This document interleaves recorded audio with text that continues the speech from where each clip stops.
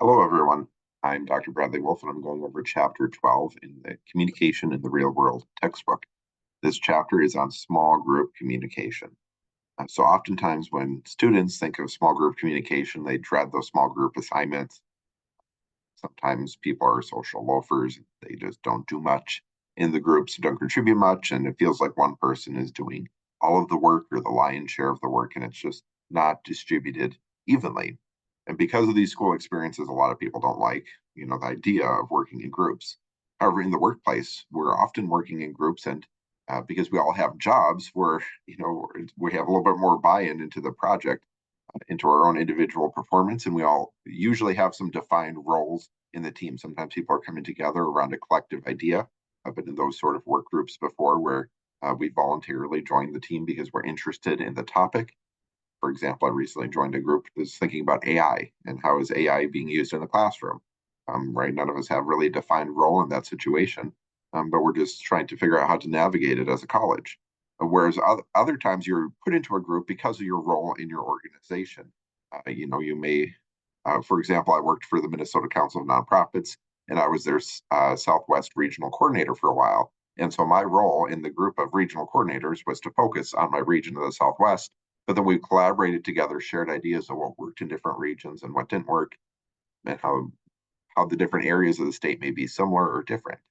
So you may have defined roles, and then people are going to be contributing more evenly.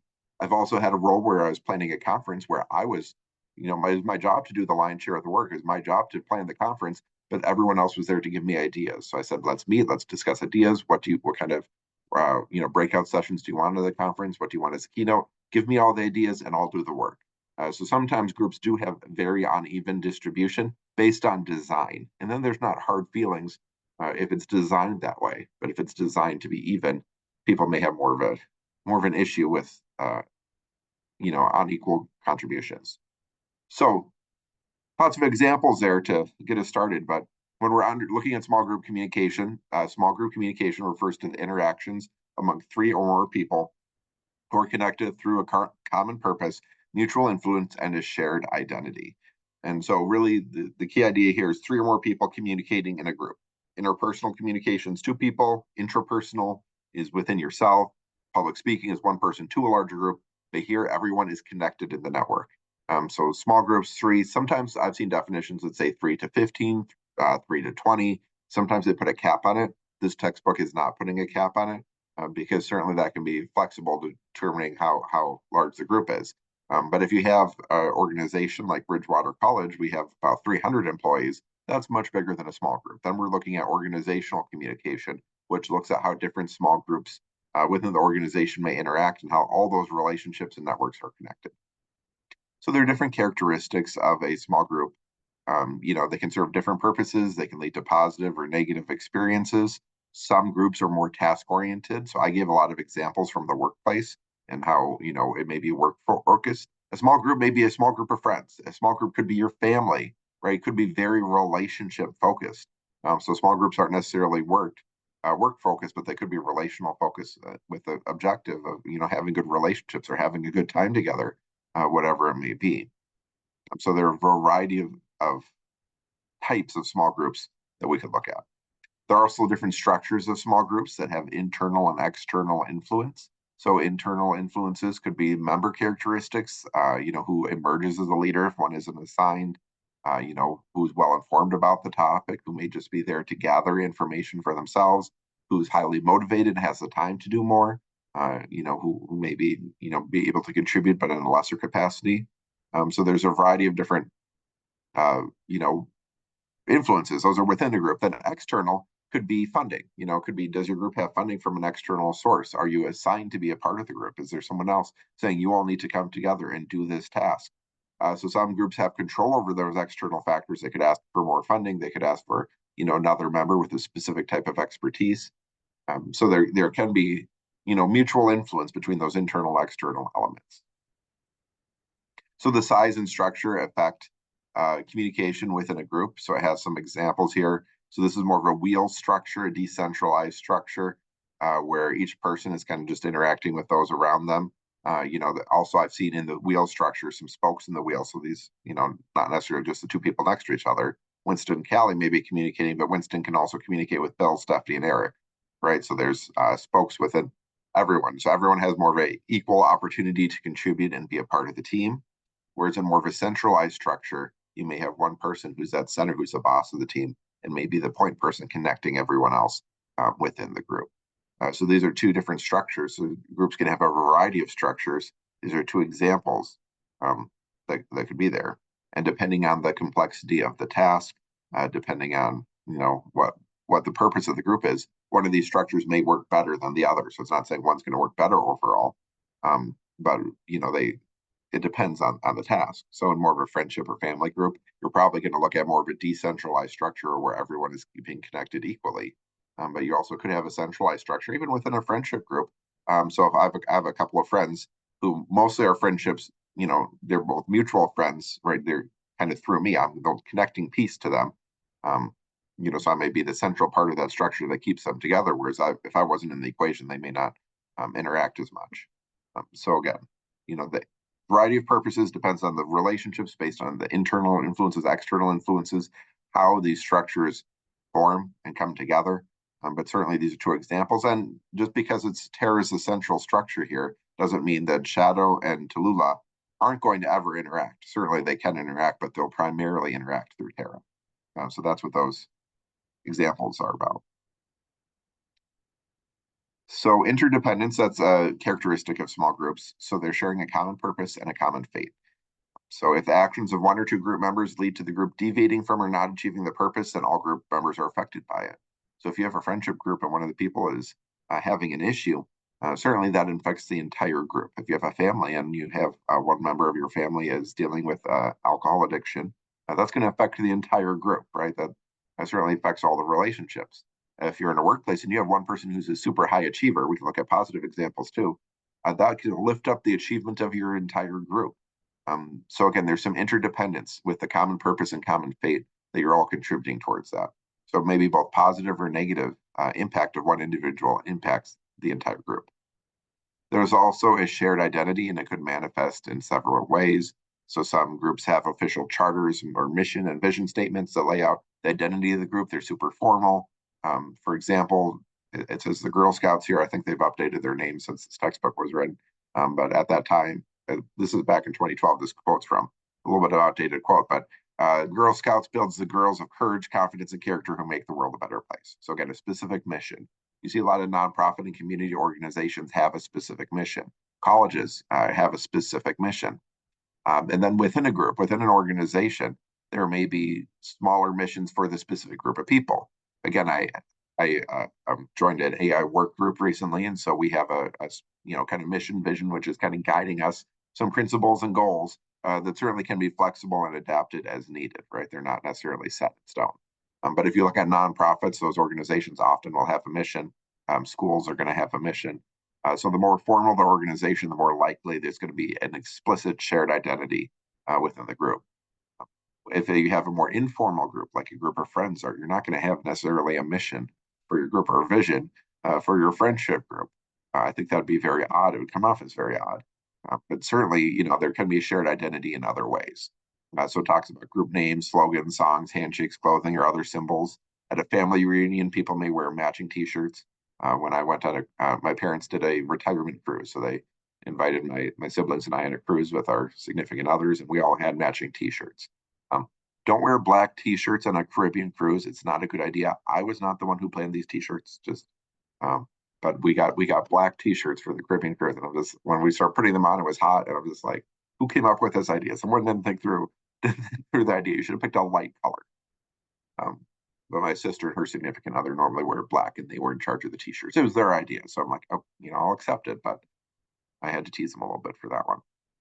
But certainly, there's other ways of creating that identity, and even talks about shared stories of family members can help bring that identity together. This talks about family members that have passed away, but even current family members. So having that story of going on the cruise together, wearing black T-shirts, and it being super hot out when we were doing an excursion, we were visiting some, I think it was Mayan ruins, and it was not a great. It's not great weather to be wearing a black T-shirt, being outside and in Mexico, but it's what it is. So again, there's a lot of ways that group identities can create a shared identity together. Next section here talks about how groups meet instrumental needs. So groups have long served the instrumental needs of humans, helping with the most basic elements of survival since humans first evolved. So when we look at instrumental needs, it's like creating your basic needs.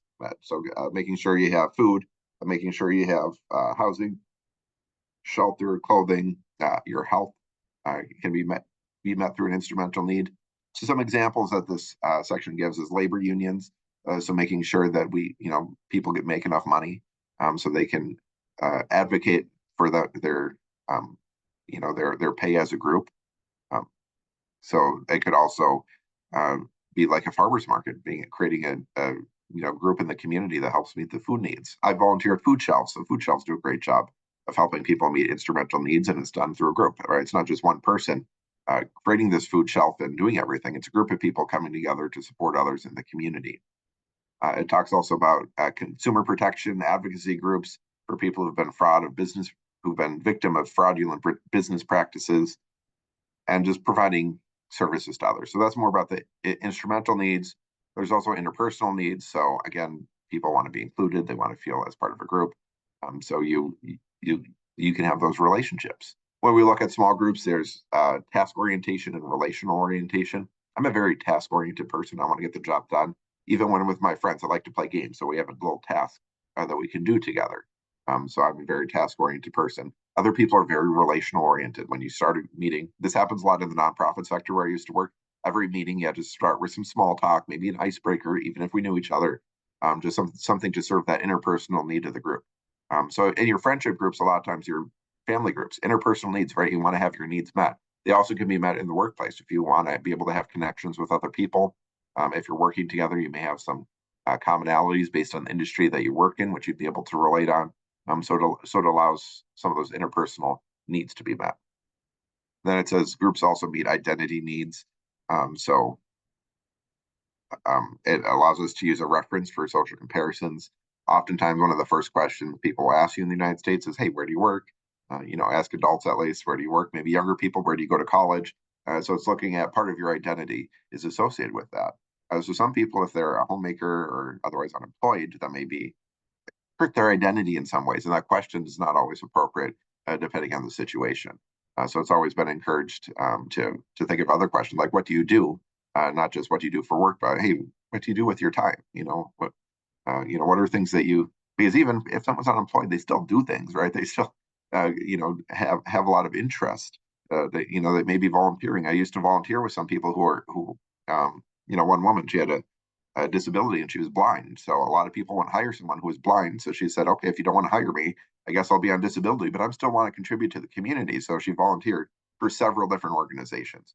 So that was great to be able to, work with her together to contribute to society in another way. So again, that's part of the identity needs. We often, what is our identity? Identity could be the workplace. I identify a little bit as a gamer. I like playing video games, board games, card games, any sort of games. I don't have enough time because my job takes a lot of time. So I always wish I had more time to play games, but I always find a little bit of time to get those games in. So that can be part of your identity. I like gardening as well. So that may be part of my identity needs. So you may feel as part of a group of if you're, with other gardeners in that community or just being able to relate and talk about that topic. So there's a variety of identity needs that can be met through small groups. So types of groups, so task-oriented groups, as I said before, are formed to solve a problem, promote a cause, or generate ideas or information. So these task-oriented groups are primarily, again, they certainly do impact relationships, but they're there for some reason. So it could be the purpose is very high up in why the people are meeting, right? That's why you're a part of this group. So it could be a committee, it could be a study group, it could be, it says three main types of tasks are production, discussion, and problem solving tasks. You're really thinking about the problem. You may be doing things. You may just be, thinking about the issue, whatever it may be. So it talks about book clubs, a support group for people with HIV/AIDS, a group for new fathers. I've been in adoption support groups because I adopted my daughter. So just being able to talk to someone who has that common interest. That could be more of a task-oriented group because we're thinking about how to best, help our kids, especially as they've been through trauma, through foster care, everything else. Definitely a unique group of people that we're working together So there's the task-oriented groups, but there's also the relational-oriented groups. Again, these are more of a continuum than being one or the other. Certainly has some aspects of both. So relational-oriented groups are promoted to form interpersonal connections and are more focused on quality interactions that contribute to the well-being of group members. Decision-making is focused on strengthening or repairing relationships rather than specific tasks. So again, friendship groups or relational-oriented groups. You may have the family group you're a part of. You can go to sometimes parents, especially with younger children, will try and make like a play group and have their kids play together. So that's more about forming and sustaining relationships than a specific task involved. So another way to break down types of groups is through primary and secondary groups. So family and friends are considered primary groups. They're long-lasting groups that are formed on relationships and often include our significant others. And we interact most frequently in this group. We interact most frequently with our family and friends above any other group. So it's about that kinship networks that help us survive and kind of get through the day. They'll often be with us even if we change jobs or move on to other things. They're still going to be connected, a significant part of our life. Secondary groups, on the other hand, have less frequent face-to-face interactions, are less emotional and relational, and they're more task-related than our primary groups. So we participate in secondary groups based on self-interest. We're often joining these groups, whereas primary groups are often more reciprocal or other-oriented. So secondary groups we choose for ourselves because of a shared interest or a shared need. These could be social or leisure groups. Talks about film buffs, science fiction fans, bird watchers, many school groups you may join as part of a secondary group. You may join a sports team in high school, and you may continue those relationships. So the people you meet in these secondary groups certainly can become part of the primary groups, can become your friendships that you have for the rest of your life. So again, it's not necessarily one or the other. They certainly can combine themselves and be impacted by each other. So it talks about teams are task-oriented groups in which members are especially loyal or dedicated to the task or other team members. So team is a word that's used a lot to replace small groups, kind of similar meaning. But also it talks about connotations of teams: high-spirited, cooperative, hardworking. And they talk about, especially in like business research, they talk about studying highly effective teams. What makes a highly effective team? How do people work together well in that setting? And then there's also virtual groups. So you can meet exclusively or primarily online to achieve a purpose or goal. Some are more friendship groups. If you play games online, you may have a group of gamer friends that you play with regularly. You may have virtual groups, like again, adoption. I have a Facebook adoption group that I'm a part of, so I can learn about adoption, vent on there or give other people advice. So that's a virtual group.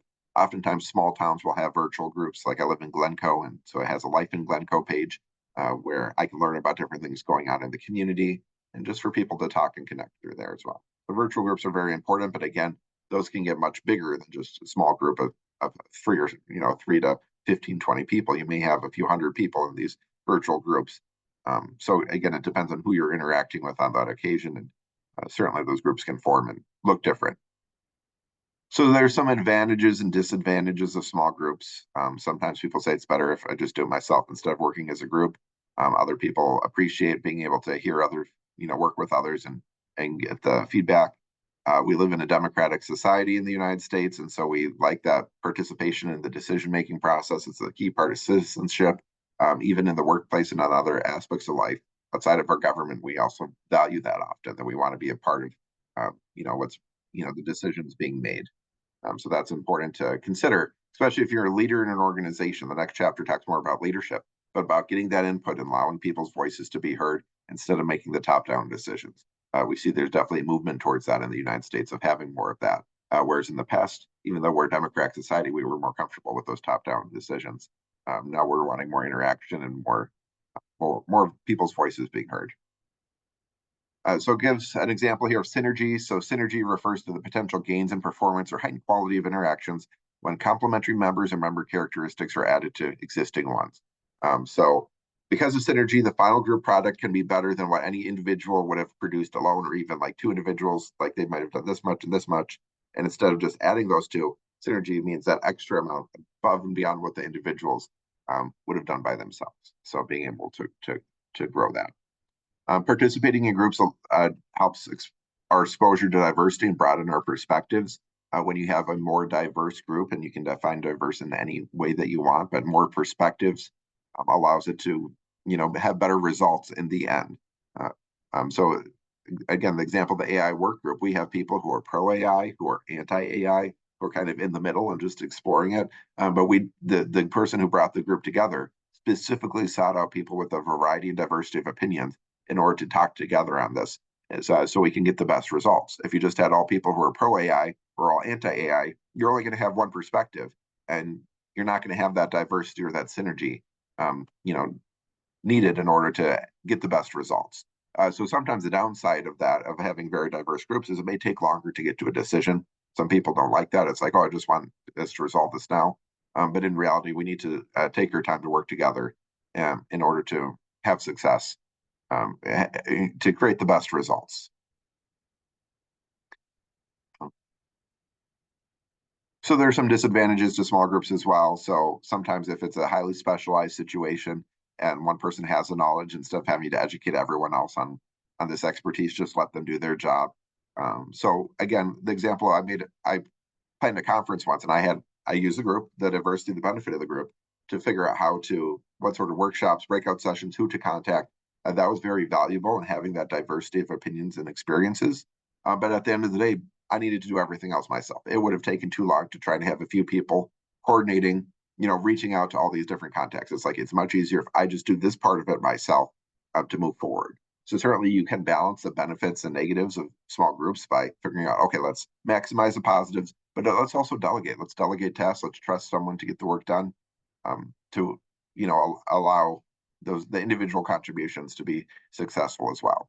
So it talks about sometimes a hierarchy or chain of command can work best when decisions, especially if you have time constraints or just want to get the job done.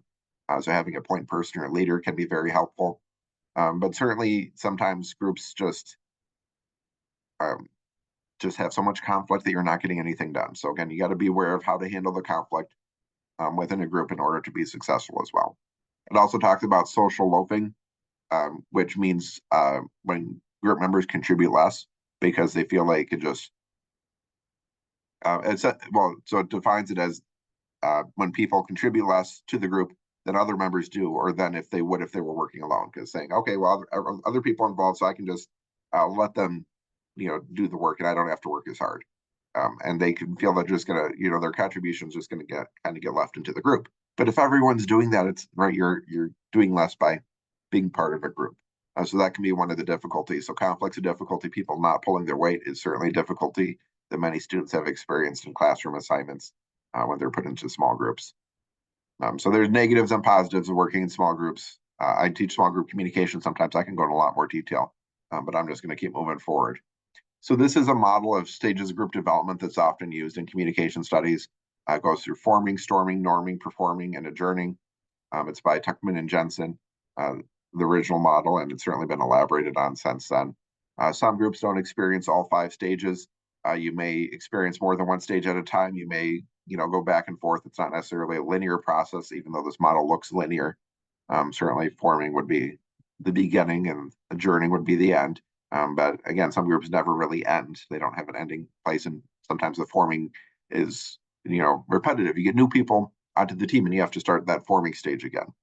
So during the forming stage, group members began to reduce uncertainty associated with new relationships or new tasks, while laying the foundation for group dynamics later. Again, if new people join the group, you may go back to the forming stages to get expectations on the same page. People will negotiate roles and how they're going to contribute to the team. They're going to establish rules and norms. So again, if you're joining a group, it may have rules and norms that may be spoken, they may be unspoken. In more formal groups, you're more likely to write these out. But informal groups like friendship groups, you're not going to really necessarily write out the rules and norms of the group. But they're going to be there. Someone new joins your group and they're not following the norm that you have, they may seem out of place. So group cohesion refers to the commitment of members to the purpose of the group and the degree of attraction among individuals within the group. So that interpersonal attraction, liking each other, getting along.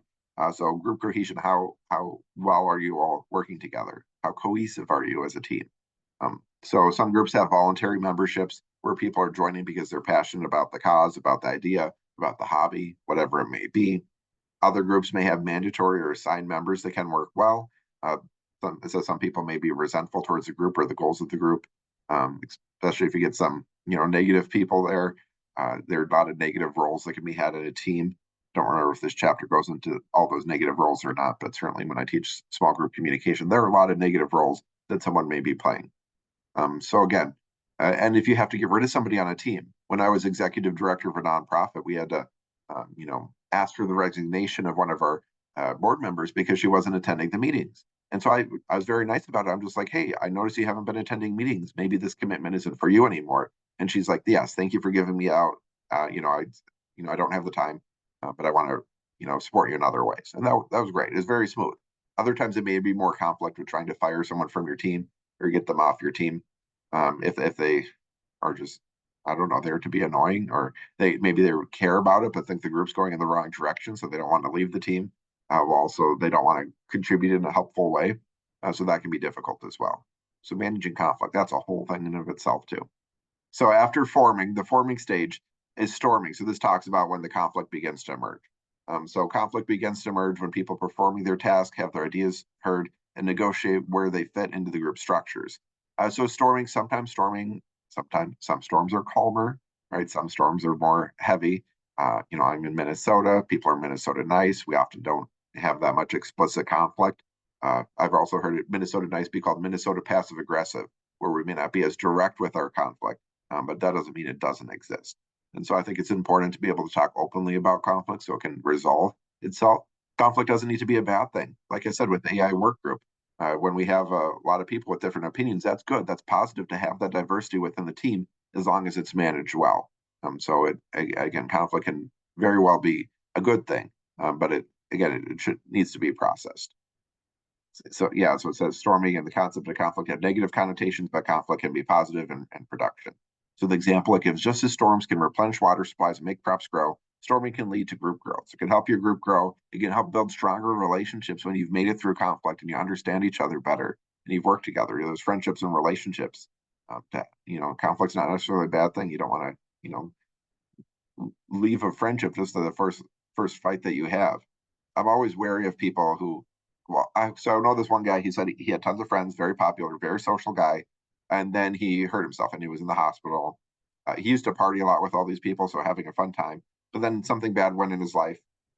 He was in the hospital. Only one of his friends visited him in the hospital, and he's like, "I thought I had dozens of friends. All these people, we enjoyed partying together. We did all these things. None of them would visit me in the hospital." And that was very clear to him how when no one was there for him during a difficult time in his life, it showed him who his true friends are. And so sometimes that storming stage can help you show who the true people are in your life who are going to stand by you and help you work through that. So conflict's not necessarily a bad thing. But again, that doesn't mean you have to stick with every bad relationship or even stick in a group that you're not feeling, like it's a good fit for you. So sometimes storming can also say, hey, maybe it's time for me to leave this situation as well. So it can be positive, it can be negative, but certainly things hopefully will get resolved one way or another. So we have forming, storming. Now we're into norming. So norming is when the practices and expectations of the group are solidified. It has more stability, more productivity and cohesion within the group. So group behaviors become routine. They may not be explicit. They may not be explicitly taught or stated, but it's just starting to have a tone on how group members ought to work. There's growing consensus among the roles that people play. Some people may step up to take roles. Some roles may rotate through the group. Again, there's some sort of norm that's established. So in more formal groups and task groups, workplace groups, you may have more explicit rules that you say to state guidelines for members, expected levels of performance for output attitudes or dress codes. Others, could be communicated through verbal instructions, employee handbooks, member policy, codes of conduct. Again, those more formal aspects are there. Other groups, it may be informal. Everything may be implicit. You may have to pick it up on your own. No one may directly say what those rules are, but you'll know them. You'll learn them over time. It's harder if someone's has autism spectrum disorder. It's harder to pick up those implicit rules that are being stated, and that can be difficult for some people to adapt if things aren't explicitly told to them. Even if you don't have autism, sometimes you may not just be picking up on a social cue that people are expecting things to be a certain way. So we have the forming, storming, norming. Now we get to performing. I've been thinking norming and performing is pretty similar, but norming is you're just getting the norms down. Performing is when you're kind of excelling. So you're smoothly working towards the completion of a task or achieving a purpose. So the performing stage is often task focused, but you may have relational aspects to provide underlying support for the group members. You're performing, especially if it's more relational oriented group, like a friendship group. You may just be, performing very well and having great relationships with each other. It talks about how socialization outside official group time can serve as needed relief from the group task. Sometimes people, especially if they're more extroverted, they may have some socialization kind of within the task or during those meetings as well. So certainly the norms are going to be different depending on the team, depending on the goals and outcomes that are desired. So adjourning. Last stage. So this stage of group development occurs when a group dissolves because it has completed its purpose or goal. Membership is declining as support for the group no longer exists, and it's dissolved because some other internal or external cause. Some groups may live on indefinitely and not really experience an adjourning stage. Other groups may experience so much conflict in the storming stage, they skip norming and performing and just dissolve right before they can complete their task. They don't get anything done. So, again, groups, this is more about just, it can be completion. It can be a positive completion. Again, hey, we completed our task. We got everything done. We don't need this group anymore. Sometimes group changes their mission. I'm trying to think. There was some group that was looking for the cure for something back in like the 50s or 60s. The March of Dimes, I think it was. I think it was the March of Dimes, and they were looking for the cure, and they found the cure. And they're like, oh, we achieved our goal. Okay, now what do we do? Right. So do we want to adjourn? And they said, no, we have all this structure. We have this fundraising structure. We were successful once. Let's make a new goal for ourselves, right? Let's find something else to work on. And so they just changed their goal. They're the same group, but they changed their mission because their last mission was resolved. And so again, it can be so journey. Sometimes you'll discuss, hey, does this group continue to serve its purpose? Some groups just fizzle out, right? It's not even a formal adjourning. It's just like, hey, we didn't schedule another meeting, right? That didn't go well, or it went well, but it kind of done with this. So again, different stages of group development. It's a model. Again, with any theoretical model, I think I tell my students this: with anything in the textbook, you don't have to agree with 100% of everything, but it's just one way of looking at a situation, right? It's one way that you can look at a situation going through these different steps of group development, and it brings some valuable insight if you think about where your group may be at. So next here is the small group dynamics. The first small group dynamic talks about a group climate, so the relative enduring tone and quality of group interactions that experienced similarly by group members. So I like reading Ask a Manager. It's a blog online about different questions about someone with management experience, and sometimes she talks about how some workplaces just have so much drama. That's their climate. Their climate is a very negative and hostile climate. Some people just continue to work in the climate. Some people like the drama. Often there will be instigators of that drama, and so they like it, and that's why they're operating in that way. But it may be a very toxic workplace that you don't want to be a part of. So that may be the group climate. Other group climates may be very positive. Things may be working well. Maybe people who very much get along and are able to work together. So that can be positive. It can be positive as well. It can be anywhere in between. And the group climate doesn't necessarily need to stay the same. If you have a negative group climate, that can change, right? Again, through some conflict resolution and working through it. You can certainly change the climate of the group, and it can get sour too, or it can be very positive, working well for a long time. Something happens, it starts getting more negative, and people are like, "Why isn't it like it used to be?" Right? So again, the climate can change. Task cohesion refers to the commitment of group members to the purpose of the activities of the group, and social cohesion refers to the attraction and liking among group members. So again, there's that task orientation and there's the relational orientation. Again, there's separate types of cohesion. You may really get along with all people, but you can't function, right? You may be very dysfunctional because you're just having so much fun in your social relationships that you kind of forget the task or the purpose that you're working on. There are other groups who can work really well together to get something done, but they don't like each other at all, right? Certainly that can happen too. So you may have a lot of conflict, not like the other people, but say, hey, we can set that aside just to get the job done. So certainly that can happen too. So there's a lot of benefits to having cohesion within your group. Often groups with an appropriate level of cohesion can set goals easily. They exhibit a high commitment to achieving the purpose of the group. They're more productive, experience fewer attendance issues. They have groups who are willing to stick with the group during difficult times if they have good cohesion. So again, you can have really good relationships and good task cohesion, but there can still be conflict, right? That doesn't mean there's not conflict just because you're all working together. If there's a high cohesion, appropriate levels of cohesion, you're going to work through that conflict. You're going to work together. You're going to have, if you have appropriate level of cohesion, you'll have satisfied group members who promote the group, have members willing to listen to each other, offer support and constructive criticism, and experience less anger and tension. So appropriate levels of cohesion can create a positive group climate because group climate's affected by member satisfaction with the group and also described as group morale. So there's different qualities it talks about that contribute to a positive group climate. So participation, people usually feel better about a group if they think their voice is being heard or they feel they're being heard. Sometimes people are talking a lot. What's one of the negative roles in a group is someone who's trying to dominate the discussions, but they may be dominating the discussion because they don't feel like people are hearing them. So you may have to repeat back to them what they're saying, make sure they're heard, and then say, okay, we hear you, but we disagree with you. Or maybe people aren't listening. Someone's being ignored and that's why they keep talking. So again, people want to make sure they feel like they're participating in the group. Other people, if they're quiet, you may want to pull them into that discussion saying, hey, we haven't heard from you. What are your thoughts on this? Again, finding alternative ways for allowing people to contribute to. Maybe someone doesn't want to speak up right there and then, but they want to write their thoughts down. So finding ways to make the group more comfortable and inclusive towards people with different communication styles can be important.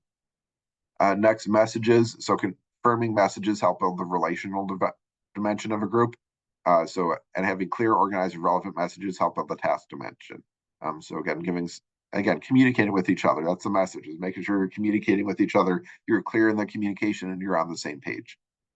So feedback can be positive, constructive, and relevant to contribute to the group climate.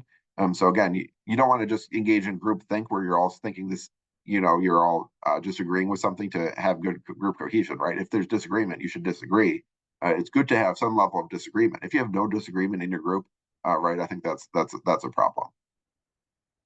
Next is equity. Aside from individual participation, group members also like to feel as if participation is managed equally within a group and that appropriate turn taking is used. So I had one task at a workplace where we did a whole, it was like 30 people who worked there, but we split into two groups. So we split into introverts and extroverts. And so for introverts, we take our turns, go around the circle, each say something. Whereas extroverts, they were all jumping all over each other, having a good time and very loud and vocal. So again, having equal participation can look differently depending on the group and the members of the group. Also having clear and accepted roles, so knowing the status, knowing what we're responsible for can be helpful. If people don't know what they're responsible for, it may be forgotten about, kind of maybe lost through the cracks. So having those clear roles can be helpful. And then also the motivation, making sure members are motivated, they have perceived connection to and relevance to the group's goals or purpose. So you're all willing to contribute. So next section here talks about the socialization of group members. So this isn't just about the relational orientation of talking to each other. This is about teaching and learning of norms, rules, and expectations associated with group interactions. So again, sometimes the socialization is very formal. You tell people, hey, these are the rules. This is how our workplace operates. We always start meetings 2 minutes late to make sure people have time to get to the meeting because we're all very busy. That could be a norm, that is an expectation that's stated explicitly. You may have more informal norms, informal group socialization. Someone may not be there to guide you through this is how we do things here. In a better workplace or in a better maybe group, I think having some explicit instruction is very helpful in helping people get acclimated and feel comfortable a lot quicker. Whereas other times you're just in the situation, you have to pick it up. You have to kind of learn as you go how things work. So it talks about there's different types of socialization. So there's technical knowledge and also social knowledge. So technical knowledge is more towards that task orientation, how the task is getting developed, having the skills and information needed. Whereas the social knowledge refers to those behavioral norms, kind of communication interactions, how we relate to each other, how we socialize. So the technical knowledge sometimes is more explicit, especially very task-oriented groups, probably a little more formal, maybe having explicit ways of doing that. Not always, though. Not always. Sometimes it's a lot harder to figure that out. Sometimes it just, Joanne has worked here for 30 years and she knows how everything's done. Then Joanne retires. How do we do things now? We didn't have anything written down because Joanne did it, right? So we need to figure out things differently. Maybe need to make it more explicit if there is a change in group membership, because it may one person may have been carrying a lot of weight for that team, been very instrumental in getting things done. So social knowledge, again, is more ambiguous. It's usually conveyed through informal means, but it can be explicit. You may, hey, pull someone aside and say, hey, you're not dressed appropriately for this workplace. You may want to wear something different. So again, certainly with interns or younger people newer to the workplace, you may need to give more explicit instruction on what the norms are for that situation. I've had people do that to me before I had a boss. And it was interesting. I worked for the Boys and Girls Club. And so I was part of the administrative staff. And so administrative staffs were white collar professionals. And the club staff, the people who worked with the kids, often were like gym clothes, right? They were very comfortable because they were doing things with the kids. And so I was an administrative staff, but I worked primarily with the club staff. So I dressed like the club staff, right? I dressed, more in casual gym clothes in order to do things with the kids while I was there, or kind of be a part of that team. But my boss, who was more of the white collar professional, was like, "Hey, you're not dressed appropriately." And the one of the interesting things about the organization, there was a lot of tension between the program staff and the administrative staff. And that I was one of the few administrative staff that the program staff actually liked. So I was dressed appropriately for the situation because it helped me work together much better with the people I worked with on a day-to-day basis. But I was perceived as not dressing appropriately by my boss, and the boss carries a lot of weight there too. So she tried to give me feedback a couple of times. I didn't take it. I still stand by. Right, decade later, I still stand by that I was dressed appropriately for the job based on my role.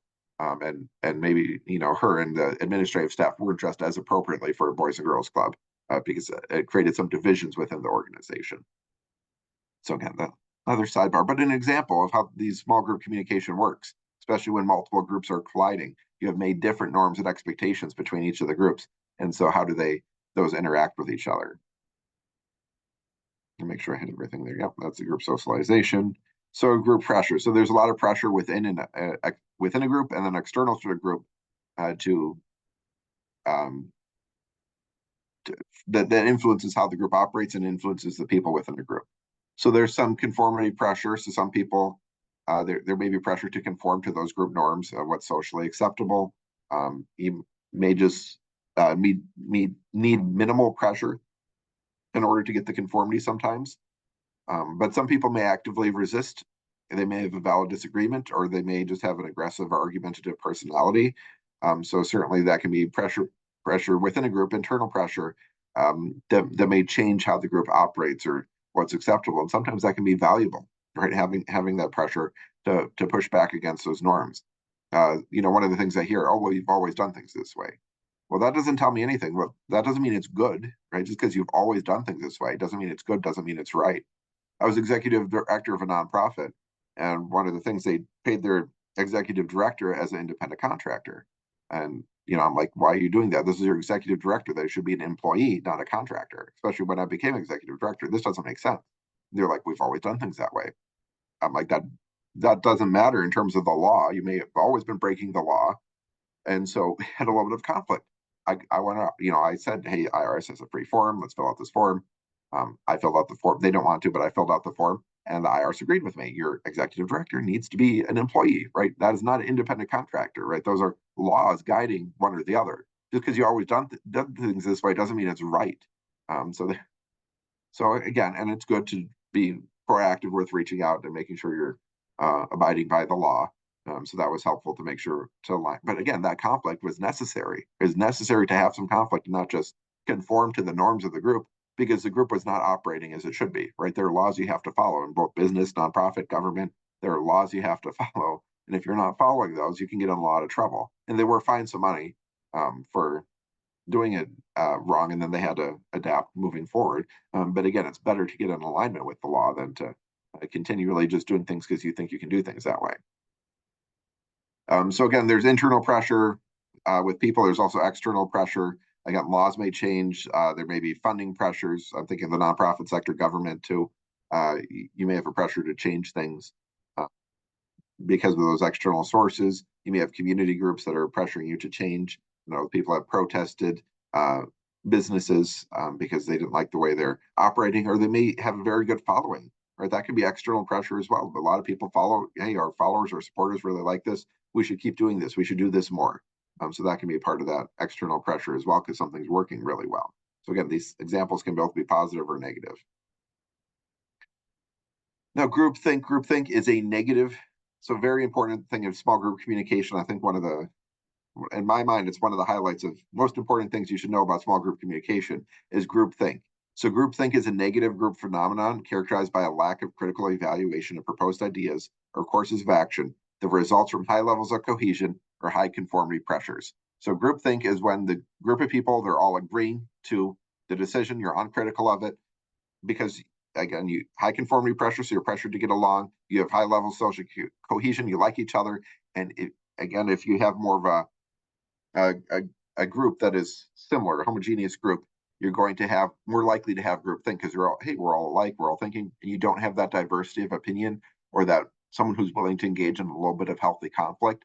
You may make a bad decision. So group think is often when you're making bad decision because you're all not critically evaluating the ideas, or maybe not even the best decision. Maybe it's not bad, but you could make better decisions if you would have had, another perspective at the table, or if someone spoke up.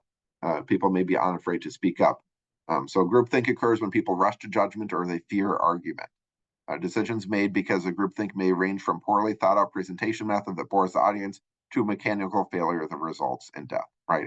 I mean, so again, it's good to have a little bit of conflict, right? Conflict's not a bad thing. And even if you're pushing against the conformity of the group, sometimes it's better to engage in that conflict, even if they don't end up listening to you and you get pushed out of the group.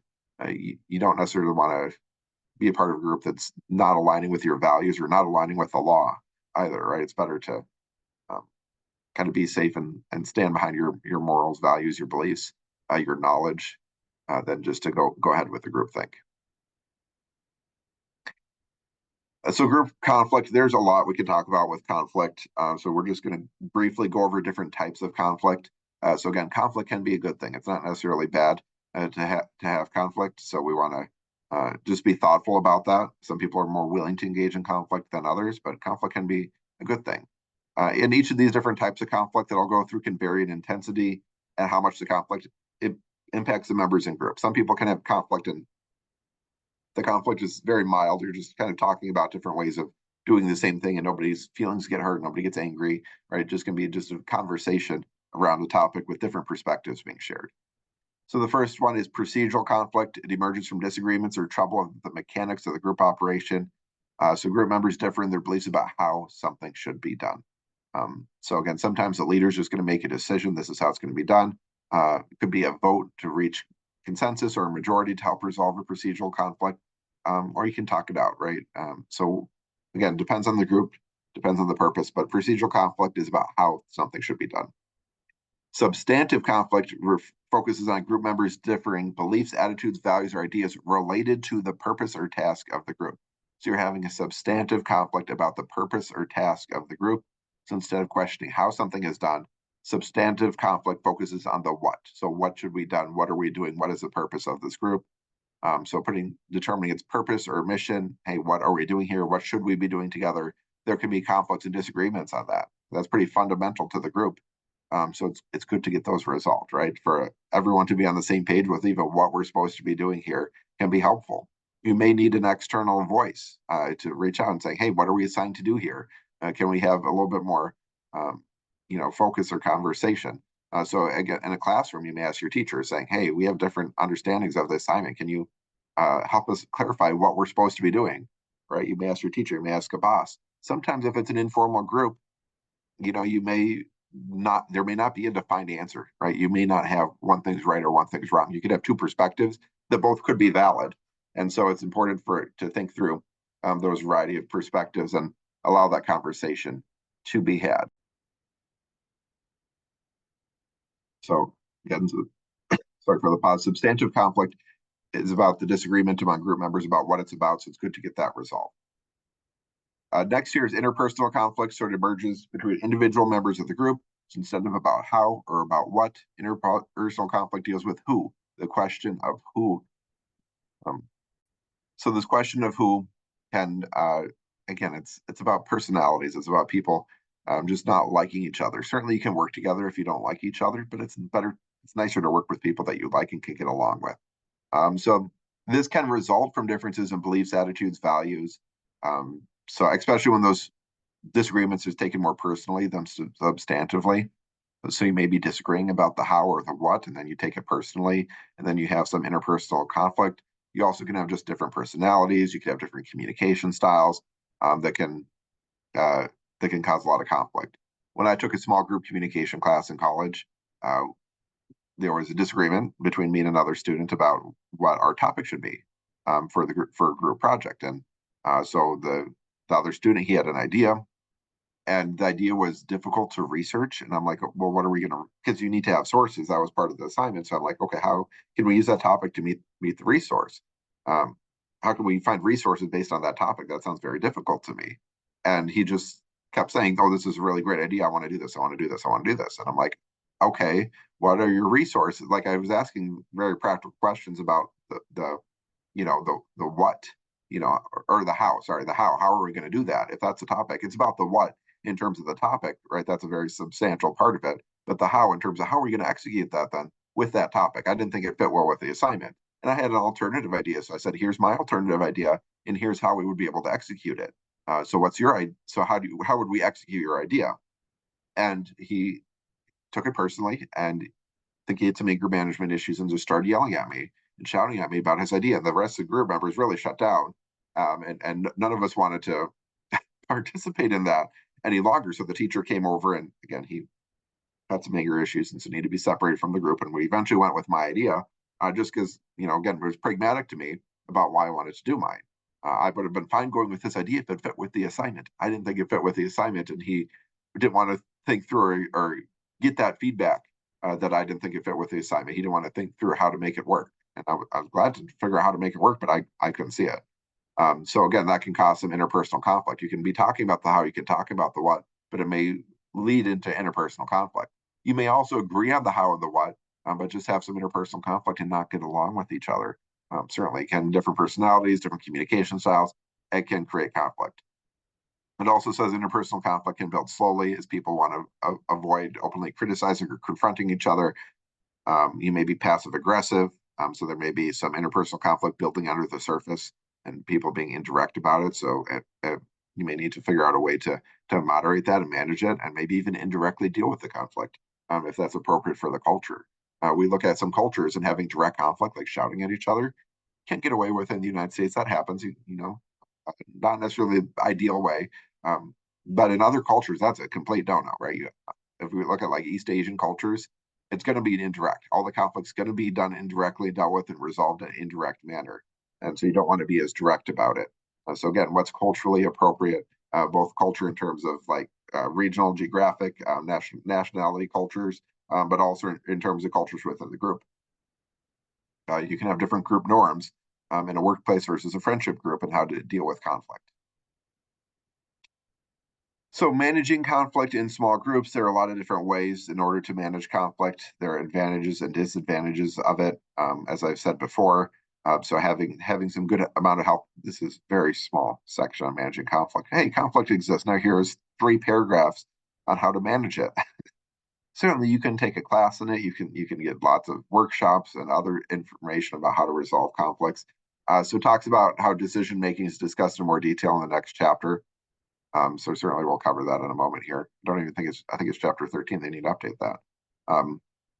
So certainly we'll cover that in the next chapter, in the next video that I make a little bit more. But again, conflict is not a bad sign. It's good to have a healthy amount of conflict and be able to manage conflict in a healthy way.